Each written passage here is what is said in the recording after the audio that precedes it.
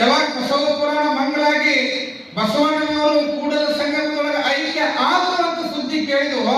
ಆ ಗುಬ್ಬಿಗಳು ಆ ಕ್ಷಣಕ್ಕನ ಬಸವಣ್ಣ ಐಕ್ಯ ಆಗತ್ತಂತ ಕೇಳಿದ ತಕ್ಷಣ ಅವೆರಡೂ ಗುಬ್ಬಿಗಳ ಗ್ರಂಥದ ಮೇಲೆ ಬಿದ್ದು ಅಲ್ಲೇ ಪ್ರಾಣ ಬಿಟ್ಟವು.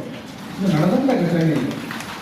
ಅವಾಗ ಆ ಗುಬ್ಬಿಗಳನ್ನ ಬಸವ ಪುರಾಣ ಗ್ರಂಥದ ಜೊತೆಗೆ ಪಲ್ಲಕ್ಕಿ ಒಳಗೆ ಮೆರವಣಿಗೆರ್ತಕ್ಕಂಥ ಸೌಜನ್ಯ ಮನುಷ್ಯನಾಗಿಲ್ರಿ. ಒಂದು ಆಹಾರ ಸಿಕ್ತಂದ್ರೆ ಒಂದು ನೀರು ನೋಡಿರ್ತಾರೆ, ಸಾರು ಹೇಳ್ಕೊಂಡು ಮನೆಗೆ ಹೋಗ್ತೈತಿ, ಸಾರು ಹೇಳ್ಕೊಂಡು ಬರ್ತೈತಿ. ಒಂದು ಫ್ರಿಡ್ಜ್ ಬಹಳ ಚಂದ ಇತ್ತು ಅವ್ರ ಮನ್ಯಾಗ, ಮನೆಗೆ ತರ್ಬೇಕಾದ್ರೆ ಟಿವಿ ಬಹಳ ಚಂದ ಇತ್ತು ನೋಡಿ. ಎಲ್ಲಿ ತಂದಾರ ಇಲ್ಲ, ಯಾರ ತಲೆ ಒಳಗೆ ತಂದಾರ ಇಲ್ಲ, ಅದಕ್ಕೆ ಅನ್ನಂಗಿಲ್ಲ. ಹೇಳ್ತಕ್ಕಂಥ ಮಲೆನಾಡು ಕೇವಲ ಅಲ್ಲಷ್ಟೇ ಅಲ್ಲ, ನಾಡಿನ ಕೂಡ ಅಗಲಿ ಒಳಗೆ ಬಸವ ಪುರಾಣ ಹೇಳಿ ಸಿದ್ಧಾಂತವನ್ನ ಮಲೆನಾಡು ಉಳಿಸ್ತಾ ಇರ್ತಾರೆ. ಇಂತಹ ಅಗ್ರಗಣ್ಯರಾಗಿರ್ತಕ್ಕಂಥ ಮಲೆನಾಡು